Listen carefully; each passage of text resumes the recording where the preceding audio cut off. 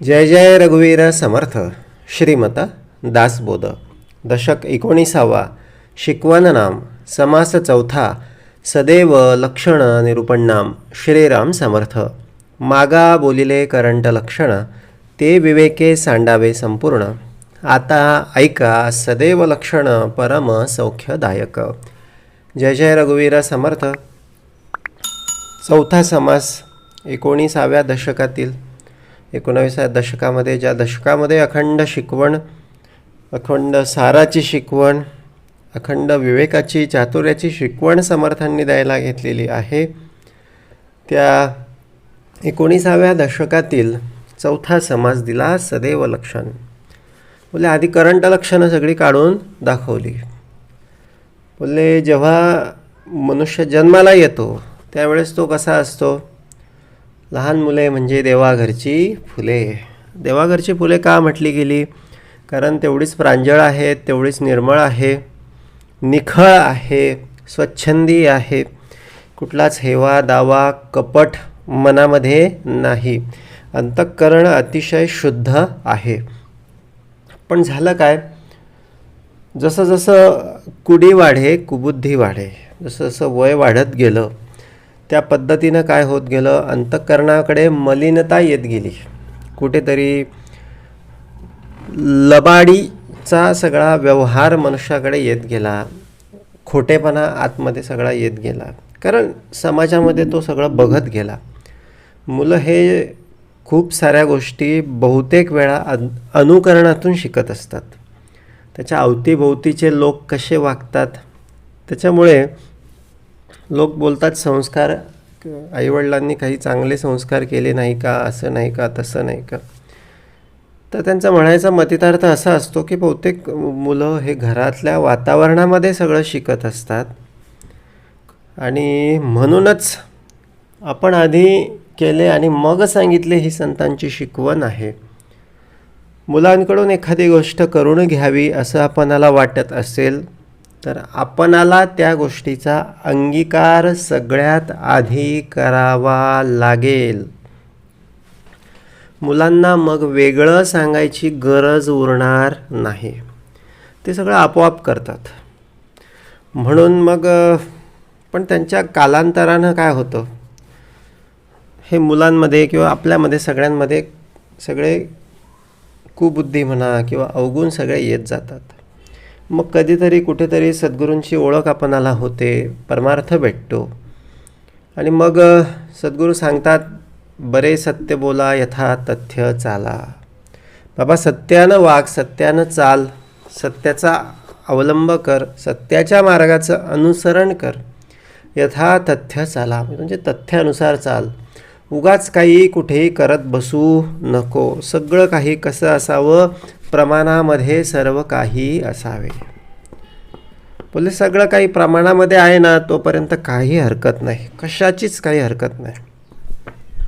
पण ते प्रमाणाच्या बाहेर गेलं रे गेलं की त्याचा त्रास आपणासहित इतरांना व्हायला लागतो.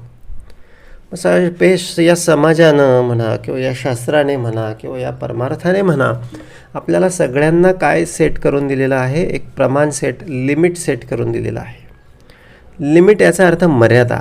या मर्यादामध्ये आपण राहिलो पाहिजे. आणि एखाद वेळेस फार चुकून एखादी मर्यादेचं उल्लंघन झालं तरी आपल्याला परत येता आलं पाहिजे. आता चुकून झालं याचा अर्थ काय की तिकडेच जायचं का? नाही. समजा एखादी लक्ष्मण रेषा एखाद्या सीतेला आखून दिलेली आहे आणि सीतेला सांगितलेलं आहे की लक्ष्मण रेषा ओलांडायची नाही. पण काहीतरी कामासाठी म्हणून तिला ती लक्ष्मण रेषा काहीतरी आणण्यासाठी, काहीतरी पाणी भरण्यासाठी म्हणा किंवा काहीतरी फुले आणण्यासाठी म्हणून ती त्या नकळत त्या लक्ष्मण रेषेच्या बाहेर निघाली. आणि निघाल्याबरोबर तिला भान आलं, लक्षात आलं. पण तिने काय करायला पाहिजे? पटकन ते काही क्षणात ते सगळं काम उरकून परत सगळं आपल्या मर्यादेमध्ये आली पाहिजे. का तिने असं सगळं मर्यादा सोडून सगळ्या वनामध्ये फिरावं? नाही, हे अपेक्षित नाही. आता सीता म्हणजे ती नाही, ती तर अखंड मर्यादेमधली होती. पण तो रावण होता. तो कपट वेश धारण करून आला, साधूचा वेश धारण करून आला. म्हणून तिचं काय झालं, तिची त्या ठिकाणी चूक झाली म्हणा किंवा गफलत झाली. आणि म्हणून मग काय झालं, पुढे ते रावणासोबत सगळं ते लंकेला गेली आणि मग तिथे सगळं त्या अशोक वाटिकेत राहिली वगैरे वगैरे वगैरे सगळ्या गोष्टी. आपल्याला हे असंच आहे, मर्यादाचे जर उल्लंघन झालं तर परत लगेच एक सद्गुरूंनी स्मरण करून दिल्याबरोबर, सद्गुरूंनी जाणीव करून दिल्याबरोबर बोलले वापस आपण फिरलो पाहिजे, परत आलो पाहिजे. विवेके सांडावे संपूर्ण, मागा बोलिले करंट लक्षणं. पहिलीच ओळ आहे.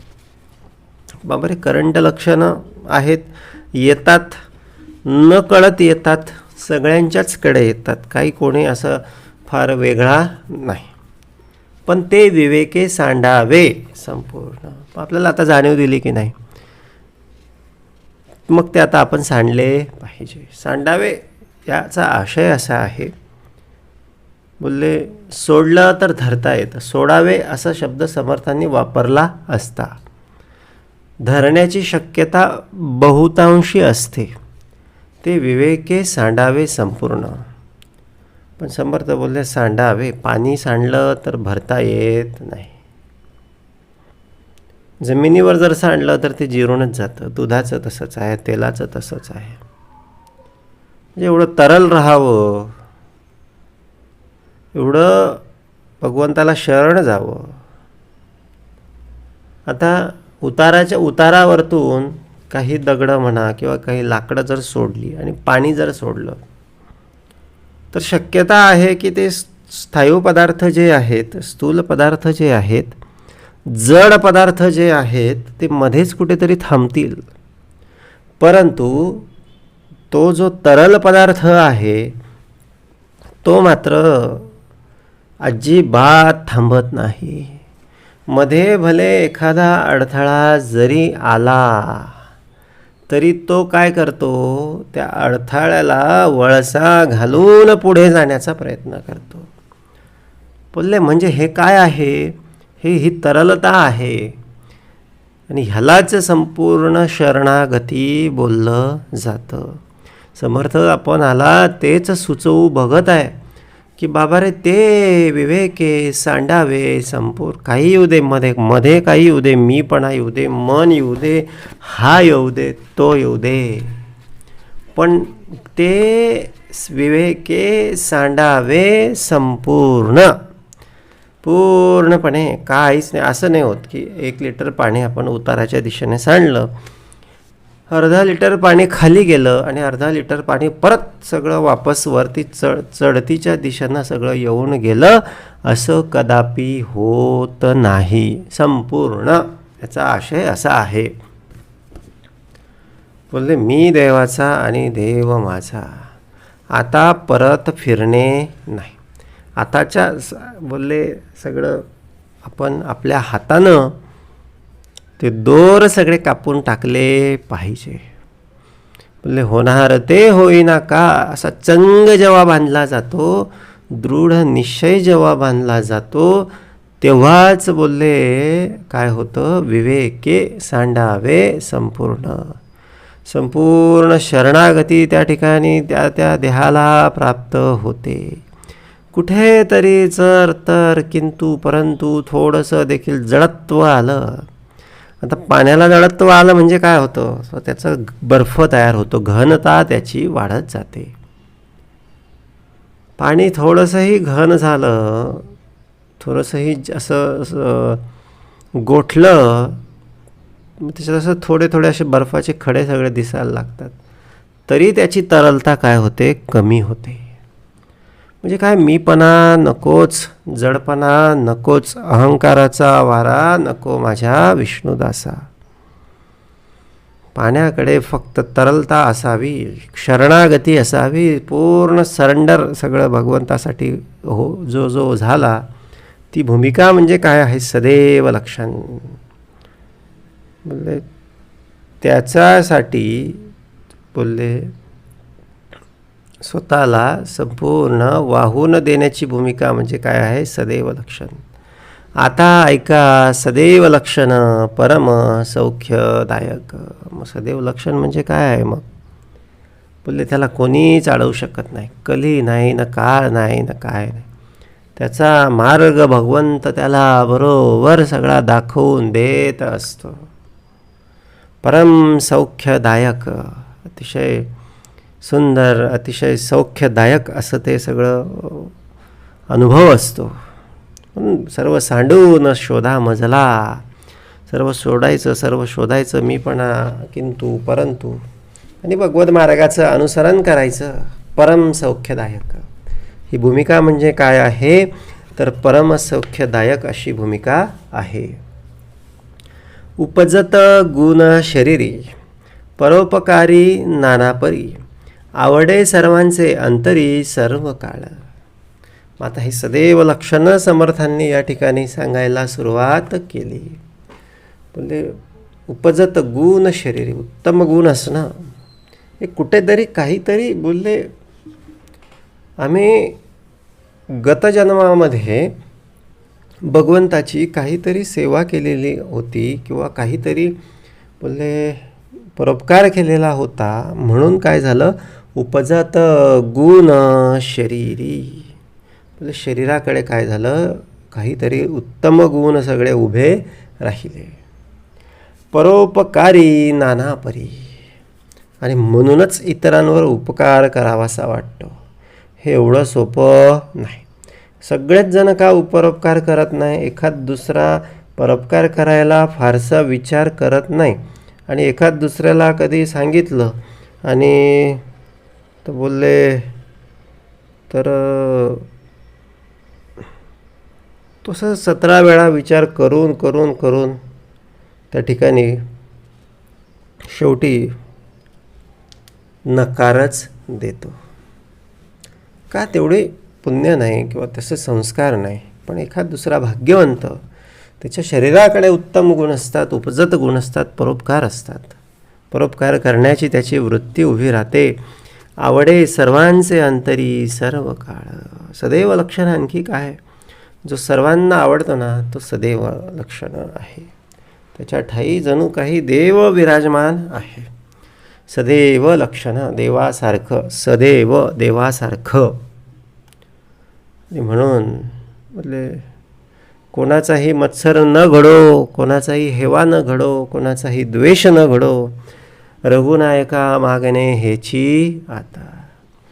एखाद दुसरा प्रसंग असा संघर्षाचा उभा राहिला आणि वाद होण्याचा, जिथे आपण पूर्वीच्या काळी भांडण करत होतो किंवा लगेच समोरच्याला उलटून बोलत होतो म्हणा, किंवा समोरच्याची लगेच खरडपट्टी काढत होतो म्हणा, त्या अनावश्यक गोष्टी मनुष्य आता टाळतो आणि अतिशय नम्रपणे, साधेपणे सांगतो की हे मला माझ्याच्यानं काही शक्य होणार नाही, किंवा तो तसाच मौन राहतो, किंवा प्रेमळपणे किंवा नम्रपणे किंवा काहीच न बोलता तिथून निघून जातो जिथे भांड्याला भांडं लागण्याचा सगळा संभव निर्माण होतो. अशा ठिकाणी मग बोलले हे काय आहे? हे सदैव लक्षण आहे. मग हे असं तेव्हा असं तो त्याने का केलं? कारण कारण कारण आवडे सर्वांचे अंतरी. अंतरी कोण आहे? तोच आहे की जो युगे 28 विटेवरी उभा, जगामध्ये जगदीश परेमध्ये परेश. मग मी त्याच्या अमुक अमुकशी डोकं लावणं, अमुकशी भांडण तंटा करणं, वितंडवाद उभा करणं म्हणजे मी कोणाशी भांडण करतो आहे? आवडे सर्वांचे अंतरी, त्यांच्या अंतरी असलेल्या त्या परेशाशी माझा जणू काही वाद होतो. असा वाद करणे हे माझ्या काही विवेकाला धरून बसणार नाही, म्हणून मी याच्या पुढे कधी कोणाशी वाद घालणार नाही. तसा काही प्रसंग आला तर नम्रपणे माझी बाजू मांडेल. समोरच्याला आवडलं तर तो घेईल. तो भले अद्वा तद्वा बोलू देत, तो भले अद्वा तद्वा बोलू देत, पण मी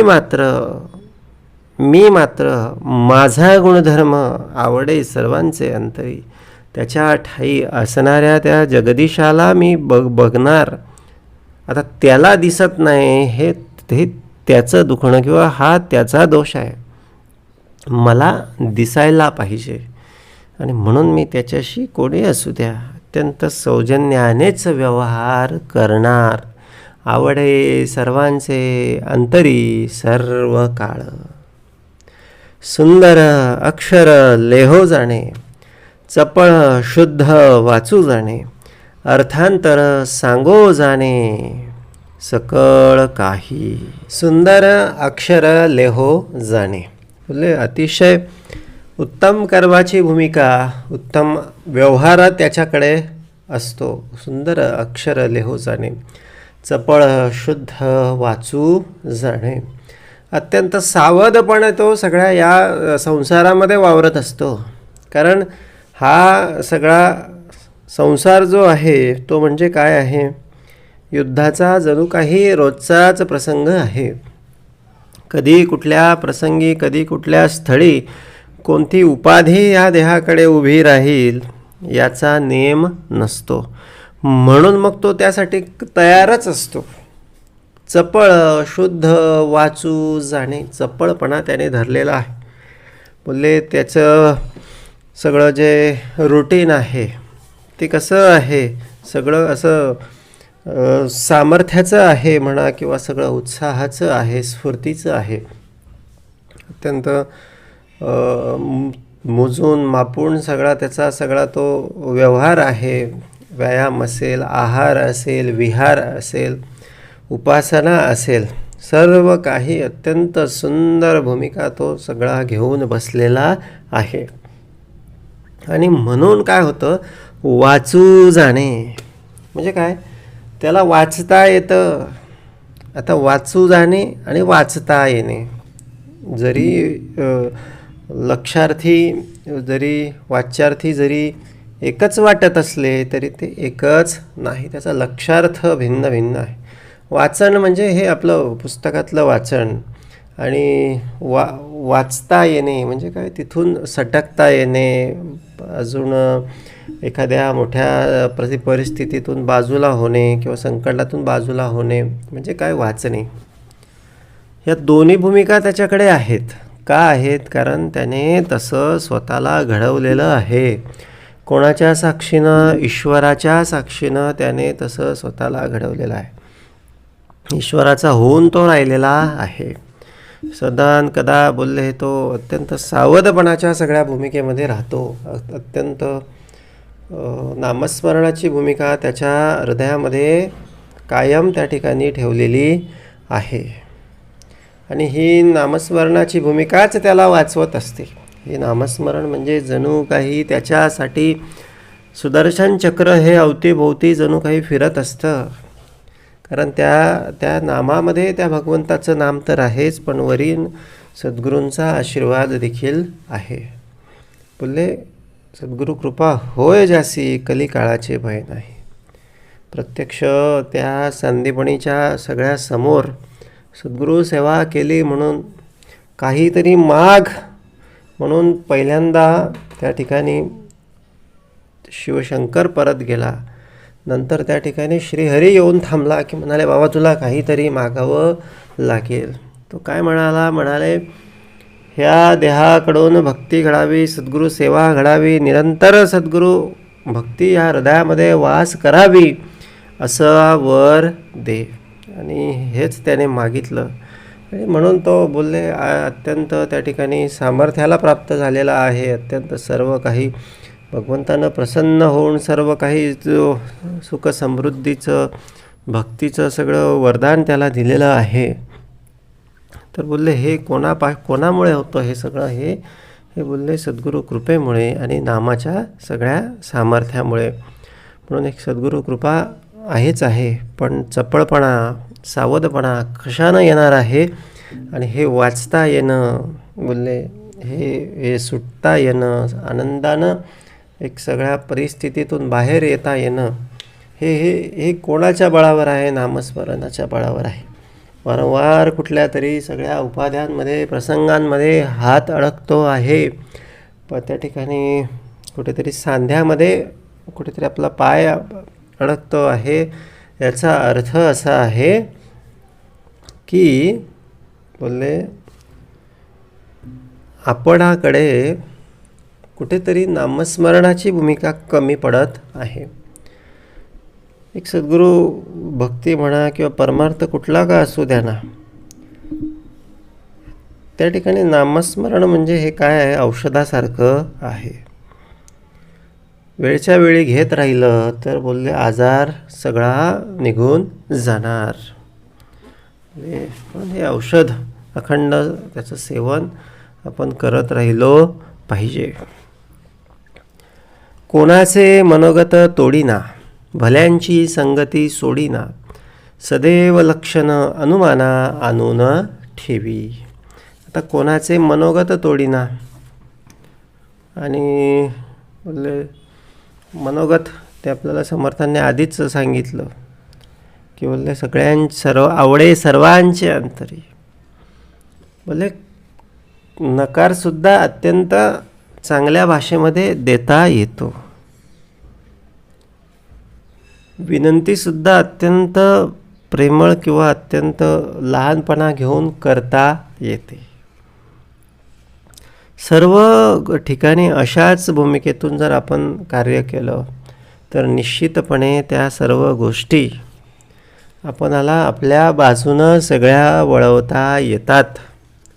पण त्यासाठी काय पाहिजे, कोणाचे मनोगत तोडीना म्हणजे काय जाणीव पाहिजे. म्हणजे आपण कसं पाहिजे, आपण त्या ठिकाणी चपळ पाहिजे. म्हणजे काय, भक्तीतले पाहिजे, विवेकातले पाहिजे, जाणीवेतले पाहिजे. मी देवाचा आणि देव माझा ही भूमिका आपणाकडे उभी असायला पाहिजे. आणि म्हणून मग अशा वेळेस मनुष्य येणाऱ्या सगळ्या परिस्थितीमध्ये, येणाऱ्या सगळ्या समोरच्या व्यक्तीमध्ये ज्या ज्या स्थळी हे मन जाय माझे, त्या त्या स्थळी हे निजरूप तुझे. मी ठेवितो मस्तक ज्या ठिकाणी, तेथे तुझे सद्गुरू उपाय दोन्ही. या अशा भूमिकेतून आपण बघत असतो. आणि मग या भावातून जर एखाद्याकडे आपण बघत असू किंवा या भावातून जर आपण एखाद्या ठिकाणी जात असू तर अर्थातच ते त्याच्यातलं ईश्वरत्व प्रकट होऊन आम्हाला सहाय्य करत असतं. म्हणून हे कोणाचं मनोगत तोडण्याच्या आधी प्रत्यक्ष माझ्या भगवंताला त्या ठिकाणी डिवचतो आहे म्हणा किंवा त्रास देतो आहे, ही भूमिका आपण लक्षात घेतली पाहिजे.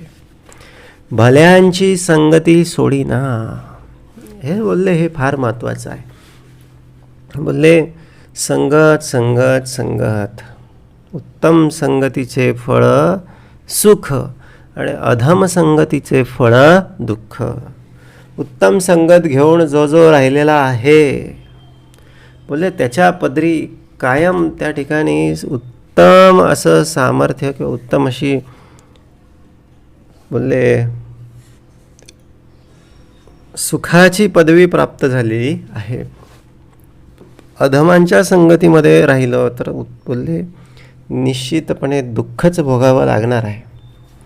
असा जो सदैव लक्षणातला एक लक्षण अजून काय आहे, किंवा एक उत्तम पुरुषाचं एक लक्षण काय आहे, किंवा त्याला देवदत्त किंवा देवाने दिलेली सगळी भूमिका आपण म्हणूया, तर ती एक भूमिका अजून काय आहे, तर ती भूमिका म्हणजे काय आहे, सदैव लक्षणाची भूमिका आहे. आणि बोलले हे सगळं भल्याची संगत असण्याची सगळी भूमिका आहे. सदैव लक्षण अनुमाना आणून ठेवी. तो सकळ जनासी वा, जेथे तेथे नित्य नवा.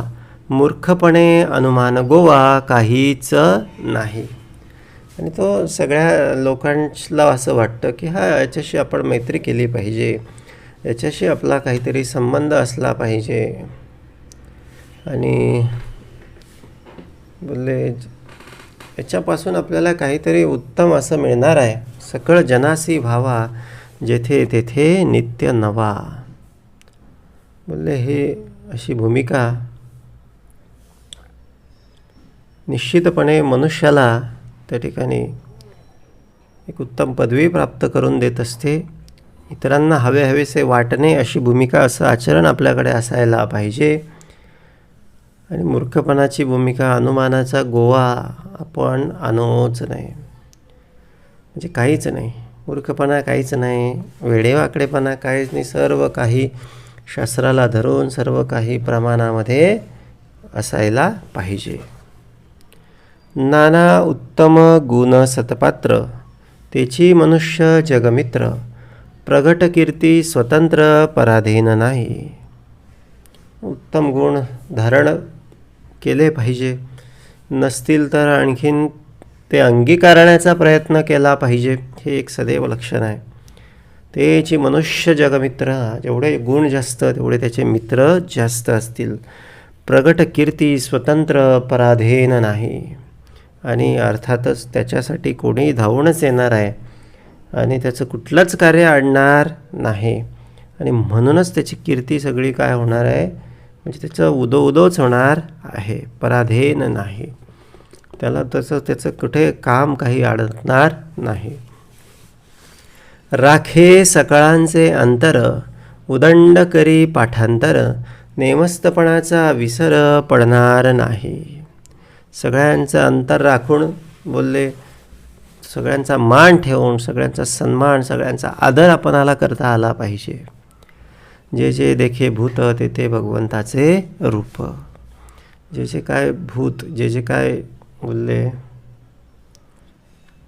हे जीव या सगळ्या सृष्टीमध्ये आम्हाला दिसला, तो भगवंताचंच एक लघु रूप आहे. ते ते भगवंताचे रूप. म्हणून सदैव लक्षण इतरांचे सगळं अंतर ठेवणं, इतरांचं मन राखता येणं, हे काय आहे, हे सदैव लक्षण आहे. उदंड करी पाठांतर, मेहनत केली पाहिजे, अभ्यास केला पाहिजे, कष्ट केले पाहिजे, नवीन गोष्टी शिकून घेतल्या पाहिजे, रात्रीचा दिवस केला पाहिजे, दिवसाची रात्र केली पाहिजे. म्हणजे थोडक्यात अत्यंत कष्ट करून आपण आपलं कर्तव्य किंवा आपला सगळा संसाराचा त्या ठिकाणी रहाट गाळा जो आहे तो पूर्ण केला पाहिजे. आणि नेमस्तपणाचा आणि सगळ्या ठिकाणी उत्तम भूमिका, सगळ्या ठिकाणी नीटनेटकी भूमिका, सगळ्या ठिकाणी अत्यंत मोजून मापून तोलून भूमिका बोलले आपणाला त्या ठिकाणी प्रभू श्रीरामासारखी राखता आली पाहिजे. नेमस्तपणाचा मी कोण, आपण कोण, देव कोण, हा निश्चय बोलीला असे याचा विसर कदापि पडो नाही. कुठेही कधीही कुठल्याही स्थळी कुठल्याही प्रसंगामध्ये नेमस्तपणाचा विसर पडणार नाही. नेमस्तपणाचा विसर पडणार नाही याची भूमिका आपण सांभाळली पाहिजे. नम्रपणे पुसो जाणे. आता एखादी गोष्ट नाही येत, एखादी गोष्टीत अडचण आहे, एखादी गोष्टी आपल्याला माहीत नाही, मग अशा वेळेस काय करायचं, म्हणजे त्याच्यात काय कमीपणा, आपल्याजवळ काही आहे तर ते सहज दिलं पाहिजे. आपल्याजवळ काही नाही तर ते मागण्यामध्ये देखील आपल्याला कमीपणा वाटता कामा नाही. आणि म्हणून नम्रपणे पुसो जाणे, अतिशय नम्रपणे सगळं विचारलं पाहिजे. नेमस्त अर्थ सांगो जाणे. आपल्याला कोणी विचारलं तर त्याला पण आपल्याला नेमस्त उत्तम असा सल्ला देता आला पाहिजे. ही सदैव लक्षणं आहेत. ही भगवत कृपा ज्याच्यावर आहे त्याच्या अंगी असणारी ही सगळी लक्षणं आहेत. आणि म्हणून नेमस्त अर्थ सांगो जाणे, बोला ऐसे वर्तो जाणे उत्तम क्रिया. आणि क्रिया कशी पाहिजे तर बोलले सदैव उत्तम क्रिया अंगीकारली पाहिजे. आणि बोला ऐसे, बोलतो एक आहे, करतो एक आहे. बोला ऐसे वर्तो जाणे उत्तम क्रिया. उत्तम क्रिया सांभाळली पाहिजे. बोलले आणि ही उत्तम क्रिया सांभाळणं हेच एक दिव्य आहे. आणि उत्तम क्रिया ज्याने ज्याने राखली बोलले निश्चितपणे एक सदैवपणाची भूमिका त्याच्याकडे उभी राहिली. जो बहुतांशी मानला, जो मानला बहुतांशी, कोणी बोलो न शके त्यासी, धगधगीत पुण्यराशी महापुरुष. आणि हा असा जो उत्तम पुरुष आहे, जो बहुतांना जो मान्य झालेला आहे, बोलले त्याच्याकडे पुण्यराशी उभी राहते आणि तो एक महापुरुषाच्या पदवीला तो प्राप्त होत असतो. कोणी बोलो न शके त्यासी, कोणी बोल लावणार नाही अशी भूमिका त्याच्या ठाई असली पाहिजे. अत्यंत असं कष्ट, अत्यंत सावधपण, अत्यंत जागरूकपण त्याच्याकडे असायला पाहिजे. बोलले होतं काय, शिथिलता येते आणि नामस्मरणाची भूमिका नसते, कुठेतरी शिस्त नसते, जगण्यामध्ये शिस्त नसते आणि म्हणून मग गाफील मनुष्य होतो आणि कुठेतरी तो चुका करून बसतो. पण गाफीलपणा येणार नाही, शिस्त आपल्या आयुष्यामध्ये अखंड असली पाहिजे. आणि बोलले अखंड परमार्थ उपासना असेल, नामस्मरण असेल, मी कोण आपण कोण याचं अखंड स्मरण असणे, ही भूमिका जर असेल ना, तर मग काय उणे तयाला भूमंडळी. म्हणजे कोणी बोलव न शके त्याला. म्हणजे त्याच्याकडे बोल ठेवण्यासारखं मग कुठेतरी आपला सावधपणा गेला आणि कुठेतरी शिथिलपणा म्हणा किंवा गाफीलपणा आपल्याकडे जर आला तर मात्र बोल लावण्यासारख्या गोष्टी सगळ्या उभ्या राहतात. आणि म्हणून हा गाफीलपणाचा त्याग घडावा आणि सावधपण, जाणतेपण, विवेकीपण अखंड हृदयामध्ये धरून आपण त्या ठिकाणी आपल्या जीवनक्रिया सगळ्या पार पाडल्या पाहिजे. तो परोपकार करिताची गेला, पाहिजे तो ज्याला त्याला, मग काय उणे तयाला भूमंडळी. मग आणखी असे जर सामर्थ्य आपल्याकडेच नाही, एखादी गोष्ट आपल्याकडेच नाही, तर आपण दुसऱ्याला कशी देणार. आधी इतरांना देण्यासाठी, इतरांचं कल्याण व्हावं म्हणून आपण आधी तेवढ्या सामर्थ्यानं आपलं जीवन जगलं पाहिजे. मग त्यासाठी उपासना, त्यासाठी शिकवण, त्यासाठी मनाचा, या सगळ्या जीवाचा संकल्प, ठाम निश्चय, सोबतीला भगवंताचं नामस्मरण आणि अखंड त्याच्याशी आतमध्ये सुरू असलेला संवाद, हे जर असेल तर मग मनुष्याकडे भरभरून भगवंत देतो. आणि मग तो काय करतो, तो परोपकार करिताची गेला. तो देखील इतरांवर काय करतो, तर परोपकार करत असतो आणि पाहिजे तो ज्याला त्याला. आणि असं देण्याची भूमिका एक स्वतः एक ठामपणे, एक तटस्थपणे, अत्यंत ताठ मानेने, स्वाभिमानानं जर मनुष्य जीवन जगत असेल तर बोलले मग, आणि इतरांची मदत करत असेल तर पाहिजे तो ज्याला त्याला. सगळ्यांना वाटतं की हा मला हवा आहे किंवा याचा मी मित्र झालो पाहिजे. मग काय उणे तयाला भूमंडळी. मग अशांना या भूमंडळामध्ये काही कमी पडत नाही. बहुत जन वास पाहे, वेळेसी तत्काळ उभा आहे, उणे कोणाचे नस आहे तया पुरुषासी. आता याच्याकडे उपजतच वृत्ती काय असते, इतरांचं कल्याण व्हावं, इतरांचं चांगलं व्हावं. मग बहुत जन वास पाहे, बरेच जण त्याच्याकडे आशेनं बघतात आणि प्रत्येकाच्या अडल्या नडल्याला तो काय करतो, वेळेसी तत्काळ उभा राहतो. आणि कोणाचाही उणे कोणाचे नस आहे, म्हणजे कोणालाही तो दुःखामध्ये पाहू शकत नाही, प्रत्येकाच्या तो कामात येतो. 14 विद्या 64 कळा, जाणे संगीत गायन कळा, आत्मविद्येचा जिव्हाळा उदंड तेथे. आणि विद्या तो उदंड शिकलेला असतो, उदंड त्याने अभ्यास केलेला असतो. आणि बोलले संगीत कळा असेल, गायन कळा असेल, वेगवेगळ्या कळांवर त्याने प्रभुत्व मिळवलेलं असतं. हे खरोखर दैवी पुरुषाचं लक्षण असतं की जो काही ना काही नवीन शिकत असतो, काही ना काही नवीन कला कौशल्य तो जाणत असतो. उदंड तेथे सकळांशी नम्र बोलणे, मनोगत राखो न चालणे, अखंड कोणी एकाचे उणे पळोची नेती. त्याचं बोलणं कसं आहे, नम्र आहे. अखंड सदैव सदानकदा तो सगळ्यांशी नम्रच बोलतो. मनोगत राखो न चालणे, सगळ्यांशी सगळ्यांचं मन राखूनच तो बोलतो. उगाच काही कोणाचा अपमान होईल असं तो वागत नाही. अखंड कोणी एकाचे उणे पळोची नेती, आणि कोणाशीच तो उनं धुणं कोणाचंच काढत नाही. म्हणजे कोणाचं वाईट बघत नाही, पण कोणाचं उनं धुणं देखील काढत नाही. आता बहुतेक जण असे असतात की 2 जण जर बसलेले आहेत तर ते निश्चितपणे काय करतील, तिसऱ्याच्या बद्दल बोलतील. आता त्या दोघांमधला एक निघून गेला आणि तो तिसरा आला तर ते काय करतील, जो निघून गेला त्याच्याबद्दल बोलतील. काय बोलतील, काहीतरी उनं धुणं. पण एखादा दुसरा विरळा भाग्यवंत असतो की तो कधीच कोणाबद्दल काहीच बोलत नाही. तर बोलले ही भूमिका महत्त्वाची आहे. आणि म्हणून अखंड कोणी एकाचे उणे पळोची नेती, कधी कोणाचं उनं धुणं काढू नये. आपलं खूप असतं. इतरांचं नाव ठेवून इतरांचा वर बोल लावून काय उपयोग नाही. शोधायला गेलं ना आपलं पण भरपूर सापडेल. मग काय कोणाकडचं दोष बघत बसू नये.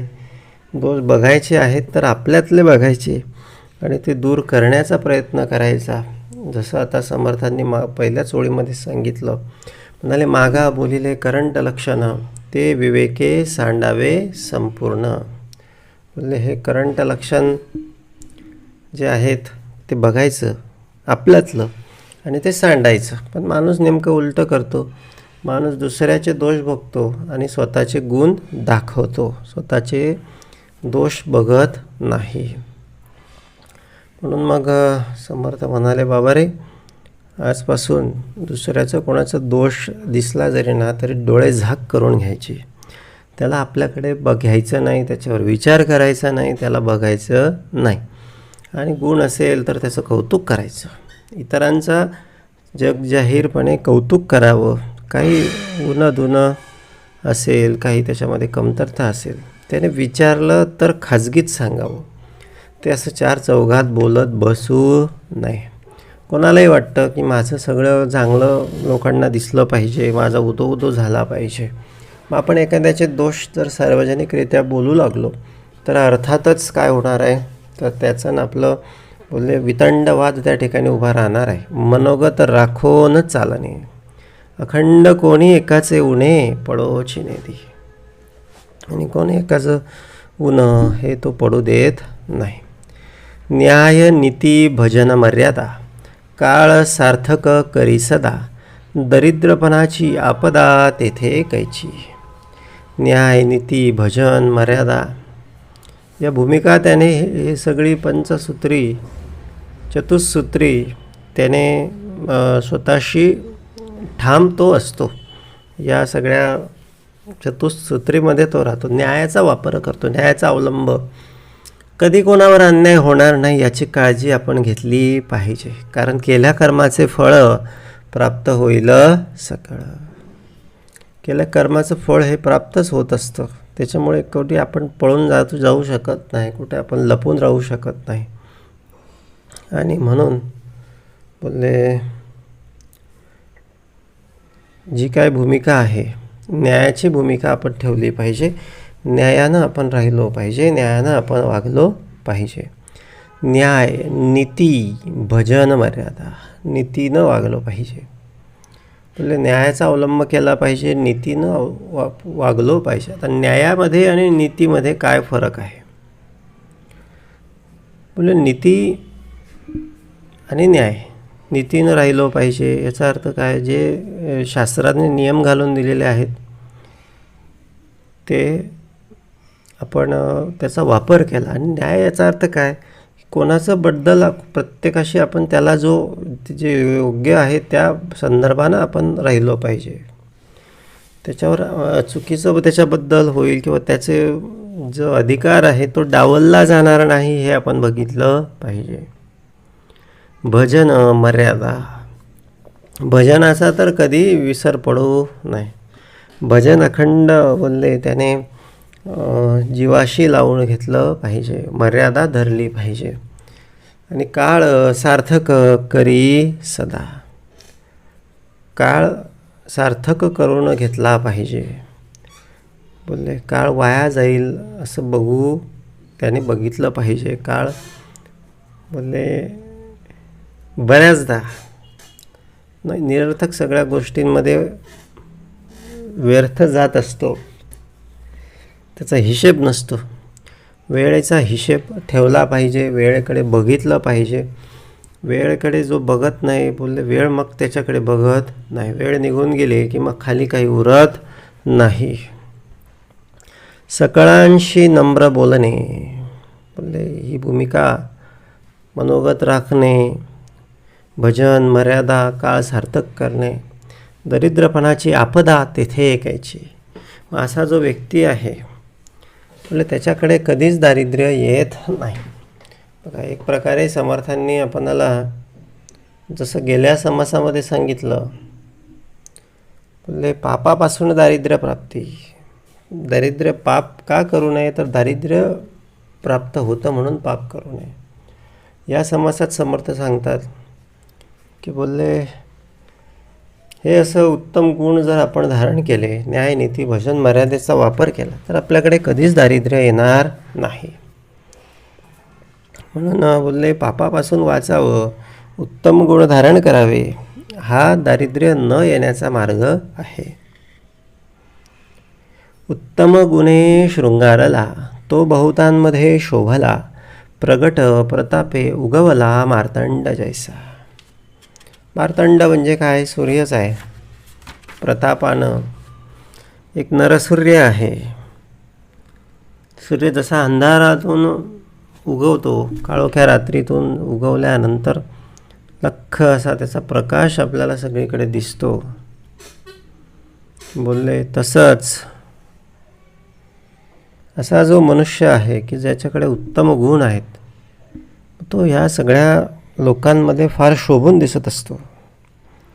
तो बहुतांमध्ये शोभला. सगळे त्याला मानत असतात, सगळे त्याला विचारत असतात. प्रगट प्रतापे उगवला मार्तंड जैसा. आणि प्रगट आपले प्रताप तोच त्या ठिकाणी दाखवून देत असतो.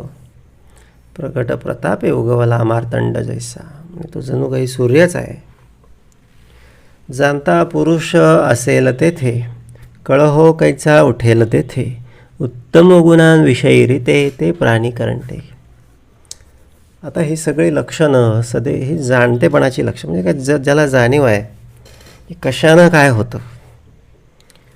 करंटपणा असला की दारिद्र्य प्राप्त होतं, करंटपणा असला की दुःख प्राप्त होतो, करंटपणा असला की कळह प्राप्त होतो. पण जाणीव असली की बाबा रे सगळ्यांवर परोपकार केले पाहिजे, सगळ्यांच्या अंतरी उदंड करी पाठांतर, सगळ्यांचं अंतर राखलं पाहिजे, नित्य नवीन शिकत राहिलो पाहिजे, भल्याची संगत धरली पाहिजे, उत्तम गुणांचा अंगीकार केला पाहिजे. हे जो जाणता पुरुष असेल जेथे, कळहो कैचा उठेल तेथे. मग त्या ठिकाणी कळह कसं काय निर्माण होईल. उत्तम गुणांविषयी रीते ते प्राणी करंटे.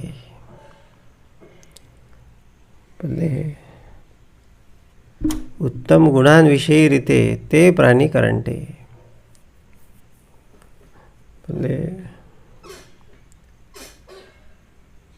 उत्तम गुण नसेल तर कळह असतो. हे याच्यावरून समर्थ सांगतात. आमच्याकडे सदानकदा कळह उठतो आहे म्हणजे याचा अर्थ आम्हाला काहीतरी उत्तम गुण धारण करण्याची आवश्यकता आहे. उत्तम गुण असले की मग कळह असत नाही.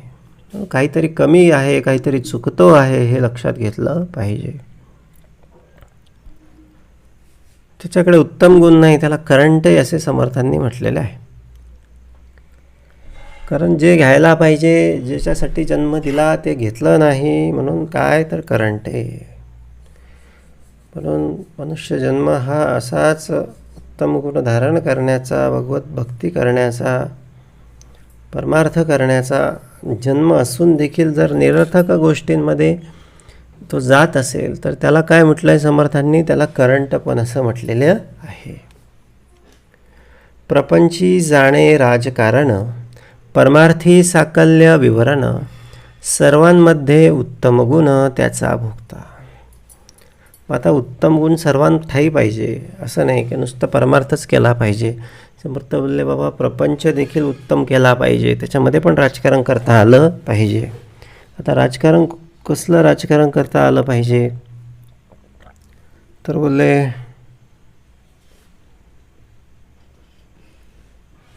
एक अत्यंत सन्मानानं, अत्यंत स्वाभिमानानं आणि निष्कलंक आणि कुकर्मरहित जीवन जगण्यासाठी म्हणून राजकारण केलं पाहिजे. राजकारण याचा अर्थ चातुर्य वापरलं पाहिजे. नको त्या सगळ्या ठिकाणापासून, नको त्या सगळ्या परिस्थितीपासून बाजूला होण्याचं जे सामर्थ्य आहे त्याला राजकारण समर्थांनी संबोधलं. आता हे आपल्याकडे जे विविध निवडणुका वगैरे हा जो भाग आहे हे राजकारण नाही. तर बोलले तो एक प्रशासन व्यवस्थेचा सगळा तो भाग आहे. खरं राजकारण समर्थांना या ठिकाणी हे अभिप्रेत आहे. प्रपंची जाणे राजकारण, परमार्थी साकल्य विवरण, सर्वांमध्ये उत्तम गुण त्याचा भोगता. म्हणून प्रपंची जाणे राजकारण आणि परमार्थाचं विवरण अखंड पाहिजे, प्रपंचामध्ये राजकारण पाहिजे आणि असं सर्व ठाई मनुष्य काय पाहिजे तर परिपूर्ण पाहिजे. आणि असाच मनुष्य या सगळ्या जीवनामध्ये सुखानं सगळा जगू शकतो. मागे एक पुढे एक. आता बहुतेकांची भूमिका कशी असते? बोलले एक आतमध्ये वेगळी भूमिका आणि बाहेर दाखवण्याची भक्तीची वेगळी भूमिका. बाहेर भक्तीचं अवडंबर करायचं आणि अंतरी सगळे अवगुण, सगळे दुर्गुण सगळे भरून ठेवायचे. मागे एक पुढे एक, ऐसा कदापि नाही दंडक. म्हणजे अशी भूमिका कधीच या उत्तम पुरुषाची नसते. म्हणजे जे आहे ते स्पष्ट आणि सरळ सरळ अशी त्याची भूमिका असते. आणि बोलले असा पुरुष त्या ठिकाणी सदैव लक्षणाचा युक्त समजला जातो. अंतरासी लागेल ढका, ऐसी वर्तणूक करू नका, जेथे तेथे विवेका प्रगट करी. सगळ्यात महत्त्वाची भूमिका. कोणाचं अंतःकरण दुखवलं जाईल, कोणाचं मन दुखवलं जाईल, कोणाच्या चित्ताकडे अशांती निर्माण होईल, ऐसी वर्तणूक करू नका. म्हणजे असं वागू नये. हे त्या सदैव लक्षणांनी युक्त असणाऱ्या पुरुषाला चांगल्या प्रकारे ठाऊक असतं आणि म्हणून तो प्रत्येक ठिकाणी अत्यंत विवेकपूर्ण, विचारपूर्ण सगळा निर्णय परिस्थिती पाहून सगळा घेत असतो आणि स्वतःबरोबर इतरांच्या सगळ्या अंतःकरणाची सगळी शांती तो सांभाळत असतो. कर्मविधी, उपासनाविधी, ज्ञानविधी, वैराग्यविधी, विशाळ ज्ञातृत्वाची बुद्धी चळेल कैसी.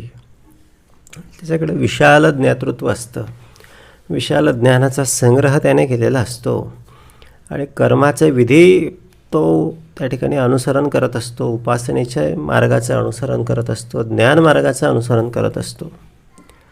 बोलले कर्म पण आहे, ज्ञान पण आहे, उपासना पण आहे. मग अशा ठिकाणी बोलले काय कमी असणार आहे? काहीच कमी असणार नाही. पाहता अवघे उत्तम गुण, तयास वाईट म्हणेल कोण, जैसा आत्मा संपूर्ण सर्वा घटी. एक आहे की बोलले सदैव लक्षण म्हणजे काय तर बोलले अखंड सदैव उत्तम गुणांचा धनी असणे, उत्तम गुणांचा संग्रह असणे. पाहता अवघे उत्तम गुण, नाव ठेवायला जागा नाही. बोलले उणे शोधायला जागा नाही. तयाचं वाईट म्हणेल कोण, जैसा आत्मा संपूर्ण सर्वा घटी. तर जसा आत्मा कसा संपूर्ण आहे आणि सर्वांमध्ये आहे, सगळ्या जीवांमध्ये आहे, बोलले तसाच तो उत्तम पुरुष, उत्तम सदैव लक्षणांनी युक्त असणारा मनुष्य, त्याच्याकडे फक्त आणि फक्त उत्तम गुणच त्या ठिकाणी दिसून येत असतात. आपल्या कार्यास तत्पर लोक असती लहान थोर, तैसाची करी परोपकार मनापासून. आणि बोलले स्वतःच्या कार्यासाठी जर कोणाला सांगितलं तर लोक अर्ध्या रात्री पण उठून सगळं काही करायला तयार असतात, त्याच्यात काही शंका नाही. आपल्या कार्यास तत्पर लोक असती लहान थोर, लहान थोर सगळे आपल्या कार्यासाठी तत्परच असतात. पण हा जो आहे सदैव लक्षणी मनुष्य जो आहे ना, तो काय करतो, तैसाची करी परोपकार मनापासून. म्हणजे तो इतरांवर तसंच परोपकार करतो. जसे लोक स्वतःचं काम करतात ना, तसं हा इतरांचं काम करतो. म्हणजे हे सदैव लक्षण ओळखण्याचं खरोखर जर आपल्याला कोणाकडे मध्ये बघायचं असेल तर बोलले इतरांसाठी हा किती मनापासून काम करतो आहे ह्याच्यावरून आपल्या लक्षात येत असतं. दुसऱ्याच्या दुखे दुखवे, दुसऱ्याच्या सुखे सुखावे, अवघेची सुखी असावे ऐसी वासना. बोलले दुसऱ्याच्या दुखानं तो दुखवला जातो, दुसऱ्याच्या सुखानं तो सुखवला जातो आणि सगळेजण सुखी राहावे असं त्याला वाटत असतं. उदंड मुले नानापरी, वडिलांचे मन अवघ्यांवरी, तैसी अवघ्यांची चिंता करी महापुरुष. म्हणजे जसं वडील काय करतात, सगळ्या मुलांची चिंता करतात, त्यांच्यासाठी कोणी असा हा अमुक, हा असा, हा तसा असं ते काहीच नसतं, ते सगळ्यांची चिंता करतात. तसं हा सदैव लक्षणांनी युक्त मनुष्य बोलले सगळ्या जीवांची चिंता करतो, सगळ्या प्राण्यांची चिंता करतो, सर्वांबद्दल सारखी प्रीती त्याच्या मनामध्ये असते. जयास कोणाचे सोसेना, तयाची निष्कांचन वासना, धिक्कारल्या धिक्कारीना महापुरुष. तोची महापुरुष. जयास कोणाचे सोसेना म्हणजे काय, कोणाचंच दुःख त्याच्याकडून पाहवलं जात नाही, सगळ्यांचं चांगलं व्हावं, सगळे सुखी राहावे असं त्याला वाटत असतं. आणि तयाची निष्कांचन वासना. निष्कांचन वासना म्हणजे काय, त्याची वासना आहे पण ती कशी आहे, निष्कांचन आहे म्हणजे काय, ती निस्वार्थी आहे, तिला स्वार्थ लागलेला नाही. ती वासना इतरांच्यासाठी आहे म्हणजे तिला अहंकाराचा स्वार्थाचा वारा नाही, निस्वार्थ भावनेतून प्रेरित होऊन तो कार्य करत असतो. धिक्कारिल्या धिक्कारेना तोची महापुरुष. आणि आता एवढं सगळं केलं मग माझं नाव घेतलं पाहिजे किंवा मग लोकांनी मला चांगलं म्हणलं पाहिजे अशी देखील त्याला अपेक्षा नाही. म्हणजे हेच महापुरुषाचं लक्षण आहे. एक साधारण मनुष्याकडून चुकून माकून एखादी चांगली गोष्ट घडली आणि जर का त्याला कोणी चांगलं म्हणलं नाही तर तो लगेच त्यांची निंदा करतो म्हणा, किंवा त्यांचा अपाय पोहोचेल किंवा त्यांना त्रास होईल, त्यांना दुःख होईल, अशा पद्धतीनं तो वागत असतो. परंतु हा जो महापुरुष आहे, जरी त्याला धिक्कारलं तर तुकोबांचंच बघा ना, गाढवावर बसवून धिंड काढली, गळ्यात चपलांचा हार घातला आणि बोलले चपला मारत मारत मारत मारत घरापर्यंत आणला. पण घरी आल्यावर आवडीला म्हणाले यांना पाणी दे, हे खूप केव्हापासून माझ्या मागोमाग हे सगळे चालत आलेले आहे, यांना त्रास झाला असेल, त्यांना पाणी दे. बोलले यांचं स्वागत कर. बोलले हे एखादा महापुरुषच करू शकतो, नाहीतर बोलले साधारण मनुष्याला थोडं देखील जर मनाविरुद्ध झालं तरी तो काय करतो, अखंड तांडव करतो.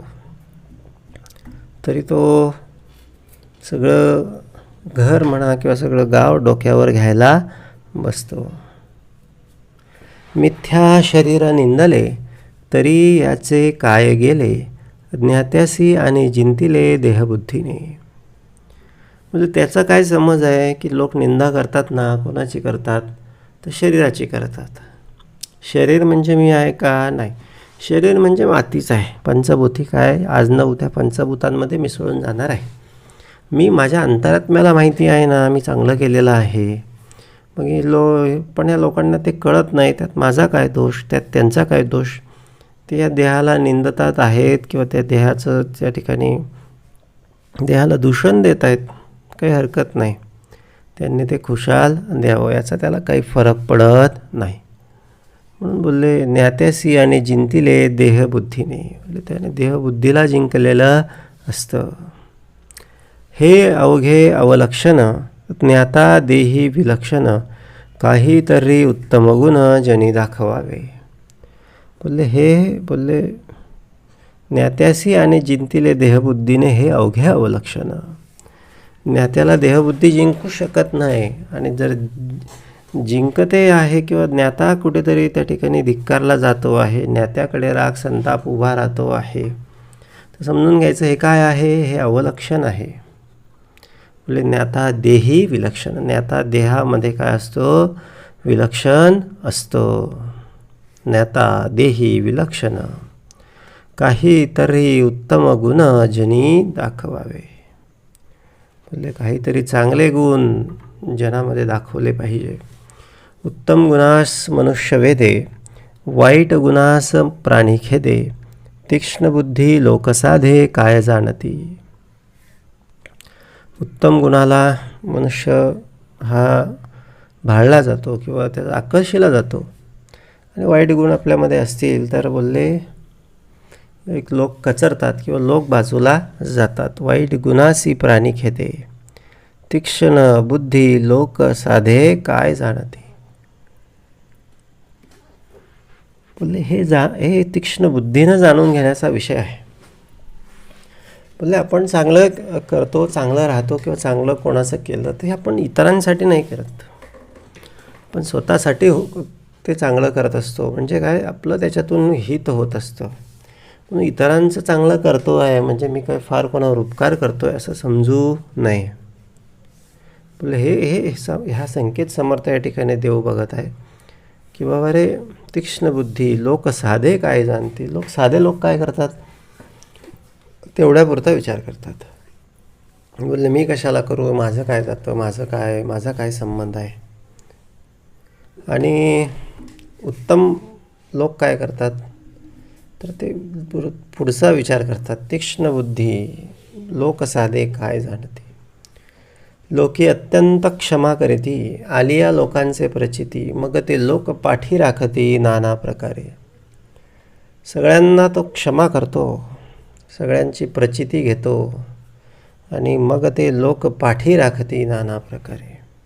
सगळ्यांचा मान ठेवतो, सगळ्यांना क्षमा करतो, सगळ्यांच्या मदतीला जातो. मग याचा अर्थ साधे सरळ आहे. ते अर्थातच ते सगळे लोक जीव लागणार, ते सगळे लोक पाठीशी राहणार. पाठी राखती नाना प्रकारे. बहुतास वाटे मी थोर, सर्व मान्य पाहिजे विचार, धीर उदार गंभीर महापुरुष. आणि जितके काही उत्तम गुण ते समर्थांचे लक्षण, अवगुण ते करंट लक्षण सहजची झाले. सगळ्यांना वाटतं की मी थोर आहे, मी चांगला आहे, मी असं आहे, पण ते आपल्याला म्हणून काही उपयोग नाही. इतरांनी ते म्हणायला पाहिजे किंवा इतरांच्या मुखातून ते सगळं निघायला पाहिजे. म्हणून बहुतांशी वाटे मी थोर, सर्व मान्य पाहिजे विचार. आपण म्हणून उपयोग नाही, सगळ्यांनी म्हटलं पाहिजे. धीर उदार गंभीर महापुरुष. परंतु महापुरुष हे स्वतः असं सांगत फिरत नाही, तर ते काय करतात, ते बोलले धीर असतात, उदार असतात, गंभीर असतात, आणि इतर लोक त्यांच्याबद्दल गौरवोद्गार काढत असतात. म्हणून हे सदैव लक्षणं म्हणजे काय थोडक्यात, की जितुके काही उत्तम गुण ते समर्थांचे लक्षणं. उत्तम गुण धारण करणे, उत्तम मार्ग आणि बोलले हे जे जे उत्तमाचं लक्षण आहे ते समर्थांचं लक्षण आहे किंवा समर्थांचे ते गुण आहेत. समर्थांची ती कृपा आहे, ते समर्थांचे लक्षणं. अवगुण ते करंट लक्षणं सहजची झाले. आणि अवगुण असणे म्हणजे हे करंटपणा आहे. सद्गुण असणे म्हणजे हे काय आहे, समर्थांचं लक्षण आहे किंवा ते सदैव लक्षण आहे. आणि म्हणून आता काय पाहावे आपणासी आपण. थोडक्यात समर्थांनी सदैव लक्षण नाम हा चौथा समास आपल्याला दाखवला. समर्थांना याच्यात एकच सांगायचं आहे की बाबा उत्तम गुणांची कास धर. उत्तम गुण कुठले तर भल्याची संगती धर आणि बोलले परोपकार केला पाहिजे, विविध कला कौशल्य शिकून घेतले पाहिजे, बहुतांच्या कामात आला पाहिजे, कोणाचं मन दुखावेल, कोणाला त्रास होईल असं वागू नये, आणि बोलले इतरांच्या सुखामध्ये सुखी झालं पाहिजे, इतरांच्या दुःखामध्ये दुःखी झालं पाहिजे. आणि हे कुठेतरी आपल्याच हिताचं असतं किंवा कुठेतरी आपल्यालाच कामात येत असतं. म्हणून जितके काही उत्तम गुण ते समर्थांचे लक्षण, अवगुण ते करंट लक्षण सहजची झाले. इति श्रीदासबोधे गुरुशिष्य संवादे सदैव लक्षण निरूपणाम समास चौथा. जय जय रघुवीर समर्थ.